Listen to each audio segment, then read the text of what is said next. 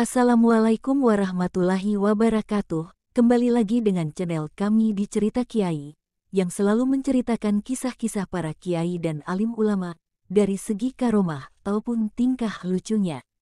Oke, jangan lama-lama. Kali ini kami akan menyuguhkan kisah tentang perjalanan Nabi Muhammad ke Sidratul Muntaha atau yang sering dikenal dengan Isra Mirajnya Nabi Muhammad. Bagaimana alkisahnya? Akan kita bahas di sini. Langsung saja kita mulai. Bismillahirrohmanirrohim. Isra dan Miraj adalah peristiwa agung, yaitu Allah Subhanahu wa Ta'ala memberikan keistimewaan pada Nabi Muhammad Shallallahu Alaihi Wasallam untuk melakukan perjalanan mulia bersama malaikat Jibril. Mulai dari Masjidil Haram Makkah menuju Masjidil Aqsa Palestina.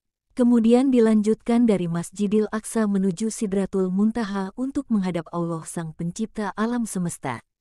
Penegasan ini sebagaimana firman Allah dalam surat Isra ayat 1, yang artinya, Maha Suci Allah, yang telah memperjalankan hambanya pada suatu malam dari Masjidil Haram ke Masjid Aqsa yang telah kami berkahi sekelilingnya agar kami perlihatkan kepadanya sebagian dari tanda-tanda kebesaran kami. Sesungguhnya, Dia adalah Maha Mendengar lagi Maha Melihat. Imam Bukhari mengisahkan perjalanan Isra Miraj Nabi Muhammad dalam Sahih Bukhari, juz 5 halaman 52.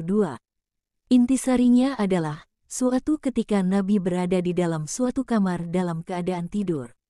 Kemudian datang malaikat mengeluarkan hati Nabi dan menyucinya, kemudian memberikannya emas yang dipenuhi dengan iman. Kemudian hati Nabi dikembalikan sebagaimana semula. Setelah itu Nabi melakukan perjalanan Isra Miraj dengan mengendarai burak. Dengan diantar oleh malaikat Jibril hingga langit dunia. Kemudian terdapat pertanyaan, siapa ini? Jibril menjawab, Jibril, siapa yang bersamamu? Jibril menjawab, Muhammad, selamat datang. Sungguh sebaik-baiknya orang yang berkunjung adalah engkau, wahai Nabi.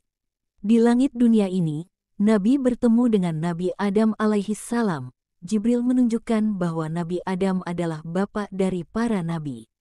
Jibril memohon kepada Nabi Muhammad untuk mengucapkan salam kepada Nabi Adam. Nabi Muhammad mengucapkan salam kepada Nabi Adam. Berikutnya Nabi Adam juga membalas salam kepada Nabi Muhammad. Perjalanan dilanjutkan menuju langit kedua. Di sini Nabi bertemu dengan Nabi Yahya dan Nabi Isa. Di langit ketiga, Nabi Muhammad bertemu Nabi Yusuf. Di langit keempat dengan Nabi Idris. Di langit kelima bertemu Nabi Harun. Di langit keenam dengan Nabi Musa.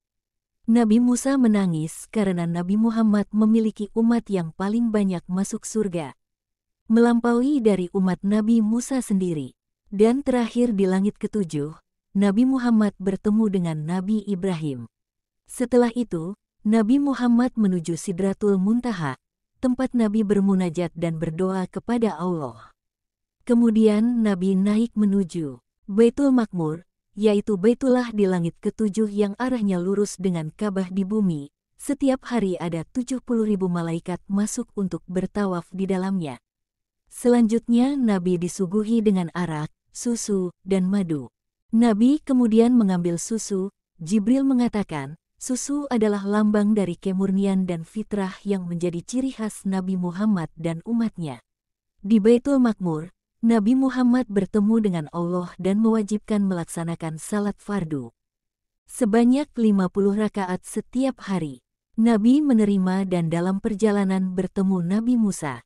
Ia mengingatkan bahwa umat Nabi Muhammad tidak akan mampu dengan perintah salat 50 kali sehari. Nabi Musa mengatakan, umatku telah membuktikannya. Lalu meminta kepada Nabi Muhammad untuk kembali kepada Allah, mohonlah keringanan untuk umatnya. Kemudian Nabi menghadap kepada Allah dan diringankan menjadi salat 10 kali. Kemudian Nabi Muhammad kembali, dan Nabi Musa mengingatkan sebagaimana yang pertama. Kembali Nabi menghadap Allah hingga 2 kali, dan akhirnya Allah mewajibkan salat 5 waktu. Nabi Musa tetap mengatakan bahwa umat Muhammad tidak akan kuat. Nabi Muhammad menjawab, saya malu untuk kembali menghadap pada Allah dan ridha serta pasrah kepada Allah. Imam Ibnu Katsir dalam kitab Bidayah wa Nihayah Sirah Nabawiyah, Juz 2 halaman 94 menceritakan, keesokan harinya Nabi menyampaikan peristiwa tentang Isra Miraj terhadap kaum Quraisy. Mayoritas mereka ingkar terhadap kisah yang disampaikan Nabi Muhammad, bahkan sebagian kaum muslimin ada yang kembali murtad karena tidak percaya terhadap kisah yang disampaikan Nabi. Melihat hal tersebut, Abu Bakar bergegas untuk membenarkan kisah Isra Miraj Nabi. Sungguh aku percaya terhadap berita dari langit. Apakah yang hanya tentang berita Baitul Maqdis aku tidak percaya? Sejak saat itu sahabat Abu Bakar dijuluki dengan sebutan Abu Bakar As-Siddiq, Abu Bakar yang sangat jujur. Ali Muhammad Salabi dalam Sirah Nabawiyah, Irdu Waqol wa Tahlil Ihdats, Juz 1 halaman 209 menjelaskan setidaknya ada makna penting dari peristiwa ini. 1. Kemuliaan dan keistimewaan Nabi Muhammad. Nabi Muhammad SAW baru saja mengalami hal yang amat menyedihkan, yaitu wafatnya Sayyidah Khadijah sebagai istri tercinta, yang selalu mengorbankan jiwa, tenaga, pikiran, dan hartanya demi perjuangan Nabi. Juga wafatnya sang paman, Abu Talib yang selalu melindungi Nabi dari kekejaman kaum Quraisy. Allah ingin menguatkan hati Nabi dengan melihat secara langsung kebesaran Allah, sehingga hati Nabi semakin mantap dan teguh dalam menyebarkan agama Islam. Ini memberikan pelajaran bahwa siapapun yang berjuang di jalan Allah dan menegakkan agama, seperti dengan memakmurkan masjid, memakmurkan majelis ilmu, zikir dan tahlil, Allah akan memberikan kebahagiaan dan keistimewaan. 2. Kewajiban salat 5 waktu. Mustafa As-Sibai dalam kitab Sirah Nabawiyah, Durus wa Ibar, Jilid 1 halaman 54 menjelaskan bahwa jika Nabi melakukan Isra Miraj dengan ruh dan jasadnya sebagai mukjizat, karenanya sebuah keharusan bagi tiap muslim menghadap Miraj kepada Allah 5 kali sehari dengan jiwa dan hati yang khusyuk.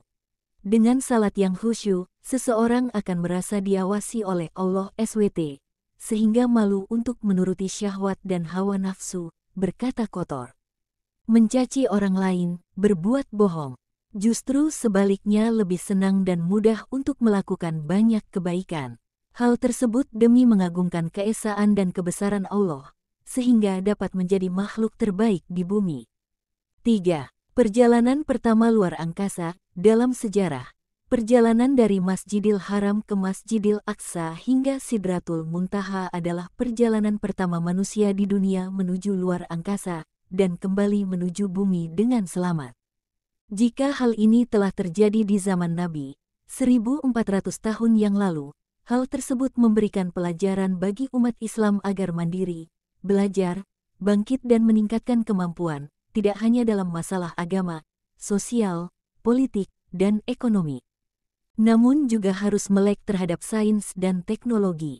Perjalanan menuju ke luar angkasa adalah sains dan teknologi tingkat tinggi yang menjadi salah satu tolak ukur kemajuan sebuah umat dan bangsa. 4. Membela perjuangan agama. Pada Isra Miraj ada penyebutan 2 masjid, yaitu Masjidil Haram dan Masjidil Aqsa. Hal tersebut memberikan pelajaran bahwa Masjidil Aqsa adalah bagian dari tempat suci umat Islam. Membela masjid tersebut dan sekelilingnya sama saja dengan membela agama Islam. Wajib bagi tiap muslim sesuai dengan kemampuan masing-masing untuk selalu berjuang dan berkorban untuk kemerdekaan dan keselamatan Masjidil Aqsa Palestina, baik dengan diplomasi politik, bantuan sandang pangan, maupun dengan harta. Nah, segitu saja pembelajaran kita kali ini. Jika ada kesalahan atas apa yang kami sampaikan, tolong ingatkan kami di kolom komentar. Jika kalian ada saran untuk pembahasan lainnya, bisa silahkan tulis di kolom komentar. Semoga kalian yang menonton ini diberikan kesehatan dan rizki yang barokah. Akhiru kalam, wassalamualaikum warahmatullahi wabarakatuh. Wajah tersenyum.